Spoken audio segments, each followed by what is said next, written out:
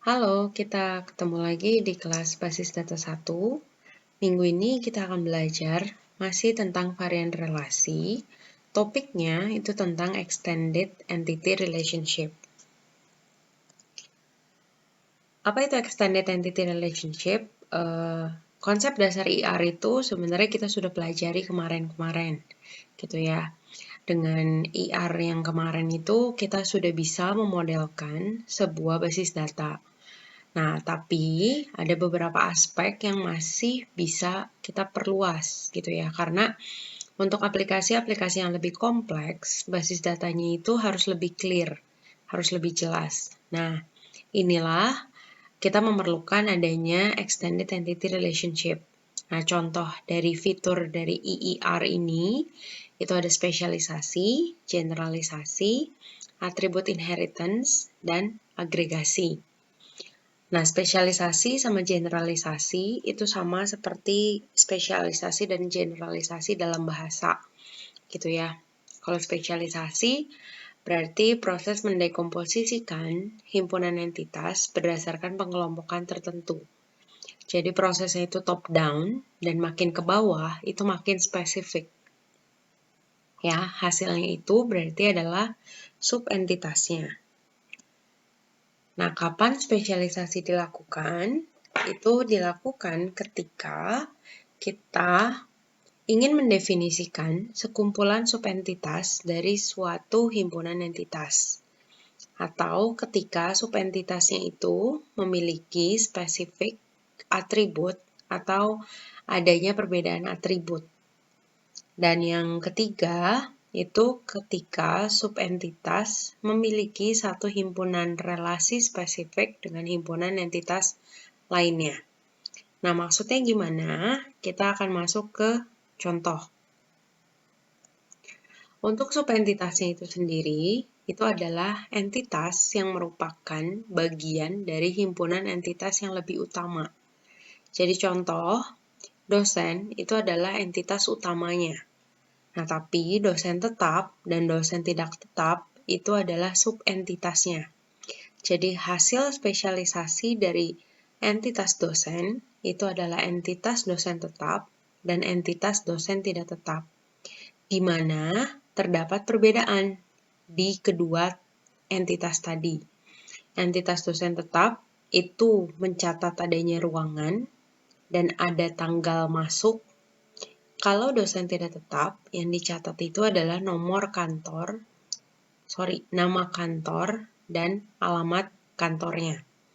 Ya, walaupun mereka memiliki atribut yang sama, misalnya NIK, nama, email, nomor handphone, tapi mereka memiliki atribut-atribut lain yang hanya dimiliki oleh subentitasnya sendiri.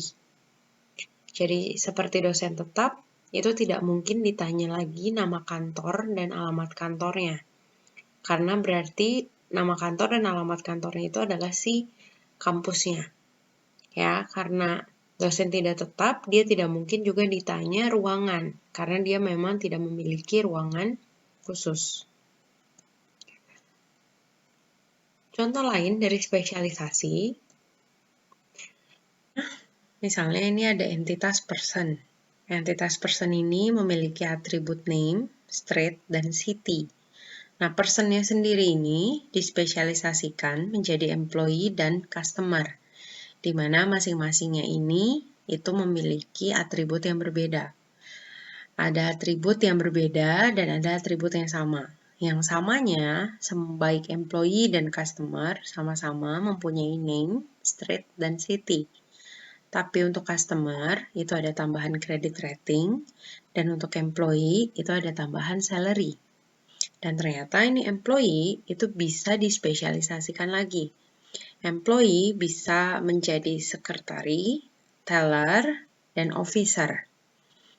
Nah, secara normal, atributnya itu akan diturunkan lagi. Jadi tadi kan entitas employee itu ada name, street, city, dan salary.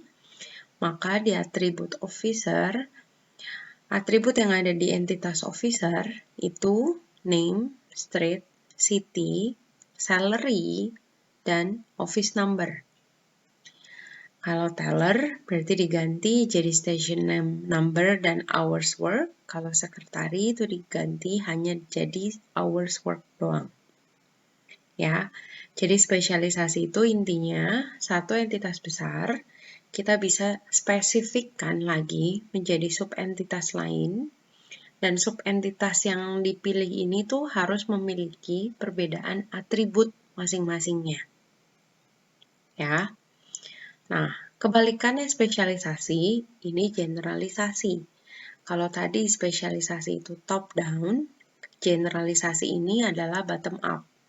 Jadi proses penyatuan kelompok entitas menjadi satu, gitu ya. Nah, misalnya kita punya subentitasnya itu adalah mahasiswa D3 dan mahasiswa S1. Nah, berarti digeneralisasikan menjadi mahasiswa. Nah, ini contoh dari generalisasi. Ya, generalisasi di sini ini udah spesifik, ada car, motorcycle, dan ada truck. Nah, kita bisa ambil apa sih kesamaan dari ketiga ini, dan kita jadikan satu entitas utamanya. Ya, nah satu entitas utama misalnya kita asumsikan sebagai vehicle. Nah, atributnya dapatnya dari mana? Atributnya itu didapat dari atribut yang sama untuk ketiga entitas ini.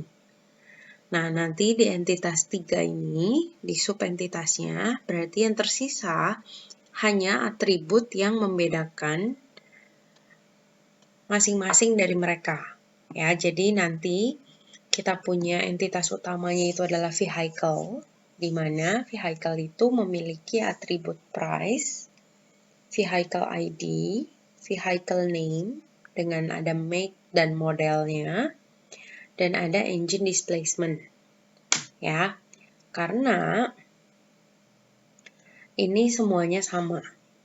Nah, lalu ada lagi yang namanya number of passenger, itu khusus untuk car, cap type dan capacity itu khusus untuk truck, dan motorcycle ternyata tidak ada tambahan atribut lain.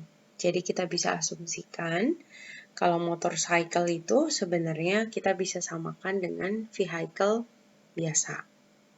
Ya, jadi entitas utamanya itu adalah vehicle, subentitasnya itu adalah car dan truck, contohnya. Nah, sebuah himpunan entitas itu dapat memiliki beberapa spesialisasi. Jadi contohnya kayak tadi gitu ya, kayak yang sebelumnya, yang di sini, ini bisa beberapa spesialisasi, ya. Atau kalau contohnya lain ini adalah pegawai tetap dan calon pegawai. Lalu untuk pegawai tetapnya itu sendiri bisa jadi staff, bisa jadi teller, dan bisa jadi sekretaris. Gitu. Ya, kalau relasinya itu kita bisa sebut sebagai superkelas dan subkelas, atau entitas utama dan entitas subentitas, gitu ya. Itu istilahnya seperti itu. Entitas tidak dapat menjadi anggota dari subentitas tanpa menjadi anggota dari entitas superior. Jadi kalau yang namanya subentitas itu pasti bagian dari entitas utamanya. Ya. Nah, tetapi kalau misalnya dia anggota dari entitas superior, tidak harus selalu menjadi anggota dari subentitasnya. Jadi dari yang bawahnya. Ya, karena kan mungkin bawahnya bisa ada banyak gitu ya.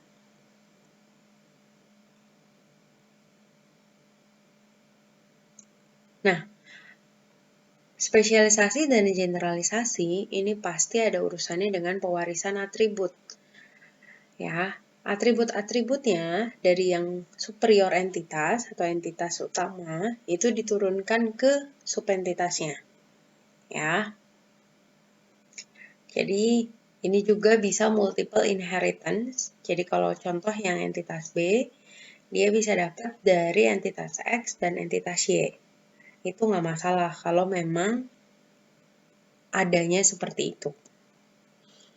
Nah, spesialisasi dan generalisasi di sini penekanannya itu adalah perbedaan dari kalau spesialisasi yang fokusnya itu yang bedanya apa, kalau generalisasi itu fokusnya yang samanya apa. Kalau spesialisasi itu terlihat secara eksplisit, kalau misalnya generalisasi mungkin tidak terlalu terlihat karena jadi kita nggak perlu gambarin lagi gitu. Nah ini juga prosesnya kebalik, kalau spesialisasi berarti dari top ke down makin spesifik, kalau generalisasi dari bottom, dari spesifik menjadi up, menjadi lebih fokus. Nah, spesialisasi sendiri itu memiliki 3 batasan desain. Ya, desainnya itu ada aturannya sendiri. Nah, yang pertama, untuk menentukan entitas mana yang dapat menjadi anggota dari subentitas. Ya. Nah, yang pertama ini ada yang namanya predicate defined atau condition defined, meneliti nilai dari spesifik atribut. Ya, jadi kalau contohnya spesialisasinya itu adalah senior citizen dari person, itu kita bisa masukin tambahin adalah atribut umur. Tapi kalau misalnya user define itu, pengguna menentukan keanggotaan untuk setiap subentitas. Jadi diatur, misalnya kendaraan itu adalah truk, sepeda, mobil dan motor saja.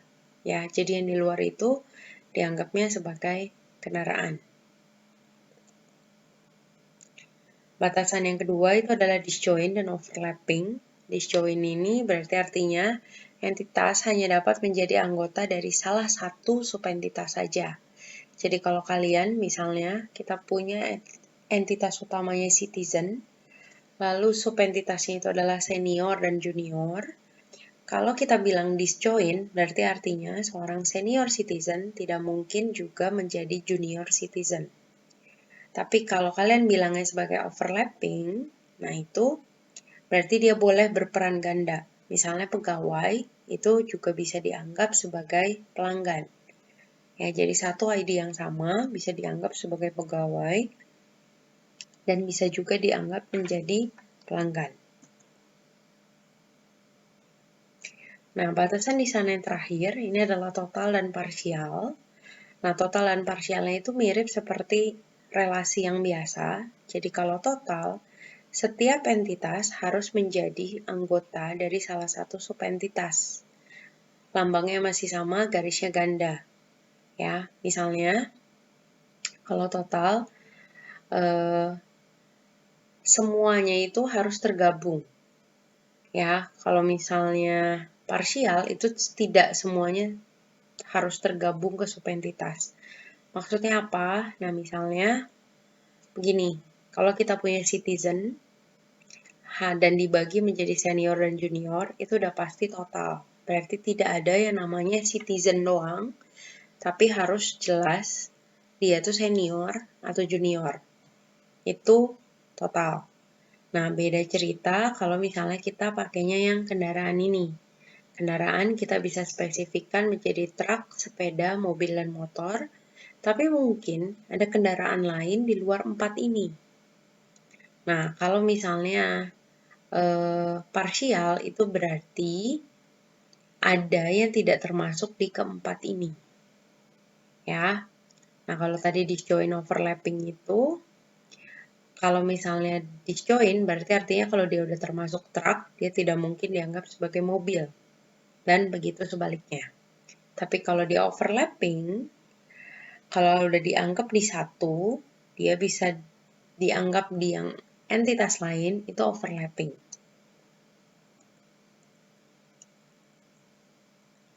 Nah, video yang pertama, sekian dulu. Nanti kita akan lanjutkan untuk video yang keduanya untuk membahas lebih lanjut lagi.